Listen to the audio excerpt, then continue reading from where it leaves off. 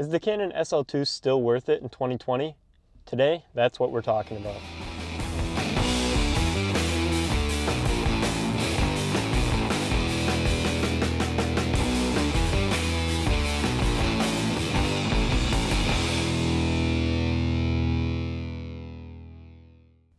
Thank you all for tuning in today. For starters, I've had this camera for about 2 years now, and it's served me super well. Little to no complaints about it. Super reliable, no trouble with it so far. But the question remains, is it still worth to buy in 2020? First thing I'd like to talk about today is the specs. Starting off, we have the lens mount, which is an EF mount, so all EF lenses should fit on this. Right now I have equipped the stock lens, which is an 18 to 55 millimeter. This camera is a CMOS APS-C size sensor, so it's gonna have a crop to it. I don't really love that thing about this camera. Wish it was full frame. I mean, you can't really ask for much though, considering the size of this thing, because it's only a pound. So if you're looking for something lightweight, this is perfect. Although you do have to keep in mind, once again, that image sensor is going to be a little cropped in. As for pixels on this thing, it has 24.2 megapixels, so the image quality is actually pretty decent, especially considering the price of this camera and everything going into it. Now as for white balance, there's all the normal presets that usually come with all the usual cameras. You got like the daylight, the cloudy, the shade, fluorescent tungsten lighting. And then this one also comes with a custom white balance setting. To equip that, you have to take a picture of a gray card or a white card in your setting, and then you can go through the settings and set it up like that. Moving on to the autofocus of this camera, it doesn't have many autofocus points, only about 9, which isn't amazing. Once again, not horrible though. Along with the autofocus points, this camera comes with 4 autofocus modes. Those are the one-shot autofocus, the predictive AI servo AF, AI focus AF, and then the typical manual focus. Now the one-shot AF, that's for usually shooting still images. So anything like building or product photography, anything that's not gonna move. Predictive AI servo is gonna be, it's like artificial intelligence, so it predicts where the object in scene is moving to, so it can stay focused on that object throughout the whole scene. And then AI focus AF, I believe that one is, it stays on one shot AF until there is a moving object in scene. At that point, it will switch over to the AI servo mode. So that's really, really handy in a lot of cases. I usually have mine set up on the AI focus, I believe. Up next, I like to talk about the metering modes in this thing. It has all the usual ones too, like the evaluative, the partial, the spot metering, and the center weighted average metering. The ISO range on this camera is actually pretty decent. It goes from 100 to 25,600, and it's expandable up to 51,200. As for the shutter speed on this thing, the fastest shutter speed on this thing is 1/4000th of a second, and then the slowest it can go is 30 seconds, or you can do the bulb setting, which is where you just hold down the shutter button, and as long as you hold down the shutter button, the shutter will stay open. Once you release the shutter button, it'll close. So you got a huge range with all the shutter speeds. Now as for drive modes, this thing has a lot of drive modes, some of which I don't think I've ever used them. If I have, it's just been for experimentation. Those drive modes include single drive mode, which is just the one-shot shutter. And then you got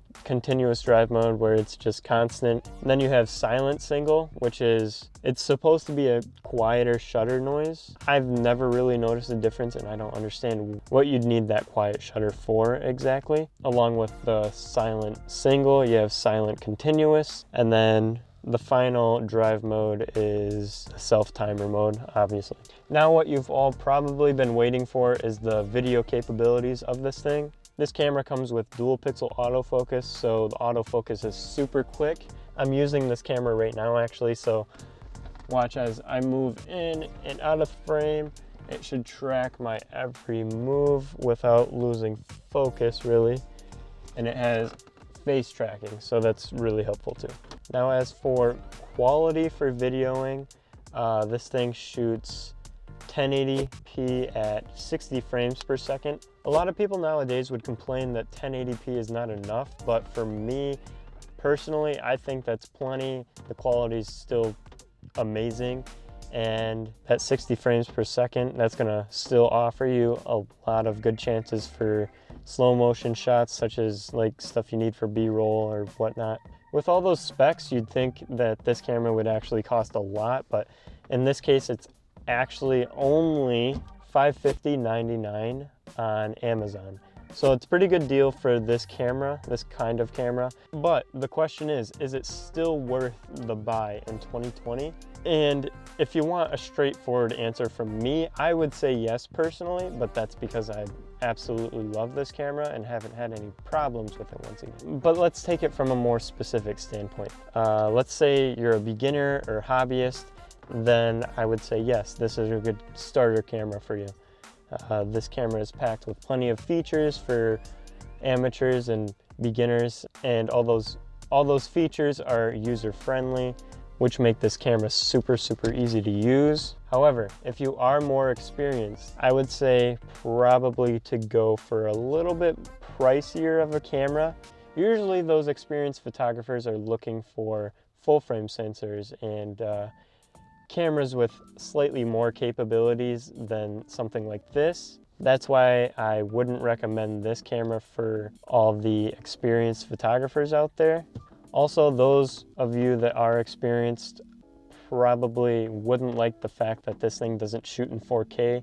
I know a lot of people nowadays are complaining if their video isn't shot in 4K, but honestly, I don't think it is that huge of a deal. This all means nothing if it contradicts your style, because style is everything. If this camera is going to suit your style, then I'd say go for it completely, 100%, no doubt about it. Now I'm going to show you some of the video and photo capabilities of this camera.